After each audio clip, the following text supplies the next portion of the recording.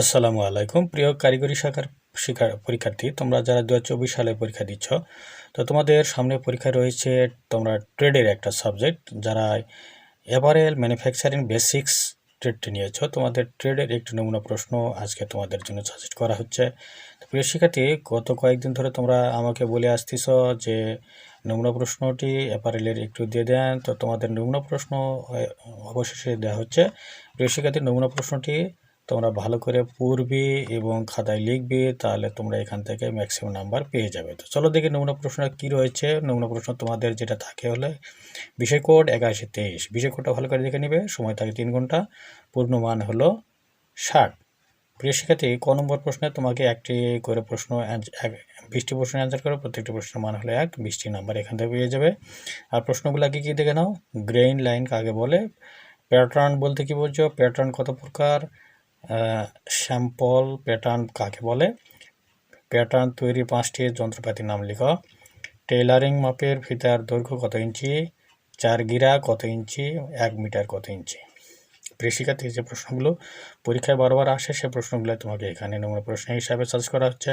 নমুনা প্রশ্ন মানে একটা সাজেশান, পূর্ণাঙ্গ সাজেশান, যে সাজেশান থেকে তুমি ম্যাক্সিমাম প্রশ্ন কমন পাও, সেই রকমই একটা সাজেশান নমুনা প্রশ্ন হিসাবে দেওয়া হচ্ছে। মাপের ফিতার দৈর্ঘ্য কত সেন্টিমিটার, ড্রেস স্ট্যান্ডার্ড কি, প্যাটার্ন তৈরিতে ট্রেসিং সুইলের কাজ কি, সাধারণত মাপের ফিতার দৈর্ঘ্য কত, শেপ স্কেলের কাজ কি, তারপর ব্যান্ডেড কলার কত প্রকার, শার্টের ইন্টারলাইনিং কোথায় লাগানো হয়, ডট কাকে বলে, বাটন কাকে বলে, প্রিয় শিক্ষার্থী লুপ কাকে বলে। এই প্রশ্ন হিনছিম বলতে কী বোঝায়। প্রশ্নগুলো খুবই গুরুত্বপূর্ণ, যে প্রশ্নগুলো বারবার পরীক্ষায় আসে সেগুলোই তোমাকে সাজেস্ট করা হচ্ছে। প্রশ্নগুলো ভালো করে পড়বে, ভিডিওতে উত্তরগুলো খুঁজে নিবে, তাহলে তুমি এখান থেকে দেখবে যে খুব ভালো একটা নাম্বার তুমি পেয়ে যাবে। প্রিয় শিক্ষার্থী, ঘ নম্বর প্রশ্ন, প্রত্যেকটি প্রশ্নের মান কিন্তু 2, 10টি প্রশ্নের অ্যান্সার করতে হয় তোমাকে এখানে। আর 10টি প্রশ্ন অ্যান্সার করার জন্য তোমাকে যেটা করতে হবে, প্রশ্নগুলো ভালো করে দেখে নিতে হবে। এই যে কালার পয়েন্ট কাকে বলে, গ্যাদারিং কাকে বলে, এই প্রশ্নগুলো বারবার পরীক্ষায় আসে।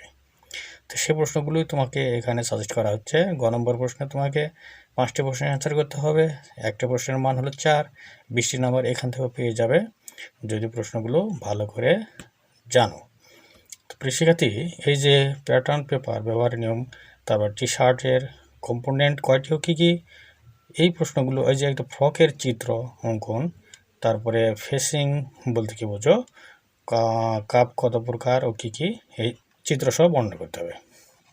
শিক্ষার্থী, সব নমুনা প্রশ্নটি তুমি অবশেষে পেয়ে গেলে প্রশ্নগুলো ভালো করে পড়ে নিবে, তাহলে তোমার পক্ষে পরীক্ষার প্রস্তুতি হিসাবে খুব ভালো একটা জায়গায় যেতে পারবে। তো সবাই A+ পাও, এ প্রত্যাশা ব্যক্ত করে আজ এখানে শেষ করছি। খোদা হাফেজ।